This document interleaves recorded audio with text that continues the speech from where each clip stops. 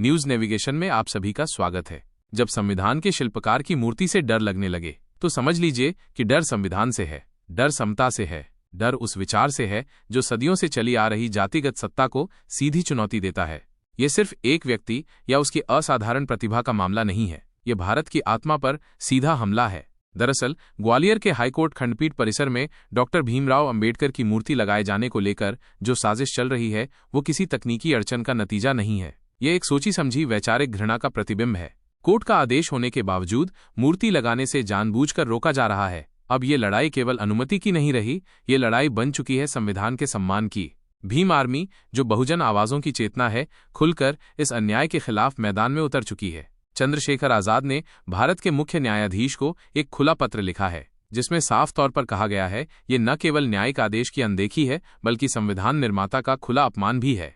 और जब बाबा साहेब का अपमान होगा तो हर बहुजन, हर जागरूक नागरिक सवाल करेगा, आवाज उठाएगा, सड़कों पर उतरेगा। बार एसोसिएशन के कुछ चुनिंदा वकील खुद को संविधान से ऊपर समझ बैठे हैं, जिनकी सोच आज भी ऊंच नीच के जहर से सड़ी हुई है। यही लोग हैं जो अंबेडकर की मूर्ति से डरते हैं। लेकिन सवाल यह है, आखिर वो डरते क्यों हैं बाबा साहेब से? क्योंकि उस व्यवस्था को तोड़ा गया है जिससे सदियों तक सत्ता और सम्मान को केवल एक जाति की बपौती माना गया। और जब भीम आर्मी ने शांतिपूर्ण प्रदर्शन किया तो पुलिस की मौजूदगी में ही उन पर हमला हुआ, लाठियां बरसीं। अब सोचिए, क्या यही है लोकतंत्र? या फिर लोकतंत्र अब कुछ लोगों की मर्जी से चलने वाला तंत्र बन गया है? लोग कह रहे हैं डॉक्टर अंबेडकर की मूर्ति सिर्फ एक प्रतिमा नहीं है, वो न्याय की मूरत है, वह अभिव्यक्ति की ताकत है। उसे हटाना, रोकना या टालना संविधान को ठेंगा दिखाना होगा। और अब ये देश चुप नहीं रहेगा। जब हाईकोर्ट के आदेश के बाद भी मूर्ति नहीं लग सकती तो सीधा सवाल है, किसके इशारे पर मूर्ति को रोका जा रहा है? और अब बात सिर्फ ग्वालियर की नहीं है, ये लड़ाई अब पूरे भारत की चेतना बन चुकी है। जब संविधान पर हमला होगा तो हर गली, हर गांव, हर शहर से एक ही आवाज उठेगी, जय भीम। लोग अब पूरी तरह से चंद्रशेखर आजाद की पार्टी के साथ खड़े दिखाई दे रहे हैं। वो भी यही चाहते हैं कि जल्द से जल्द उस जगह पर मूर्ति स्थापित की जाए। अब सीजीआई और चंद्रशेखर आजाद एक ही फ्रेम में दिखाई दे रहे हैं।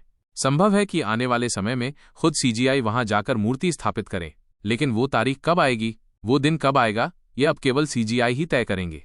आपकी राय क्या है? क्या आपको लगता है ये सिर्फ मूर्ति की बात है या संविधान की आत्मा से जुड़ा संघर्ष? कमेंट बॉक्स में अपनी सोच जरूर साझा करें। फिलहाल आज की खबर में इतना ही। देश और समाज से जुड़ी ऐसी ही गंभीर और जरूरी खबरों के लिए जुड़े रहिए न्यूज नेविगेशन के साथ।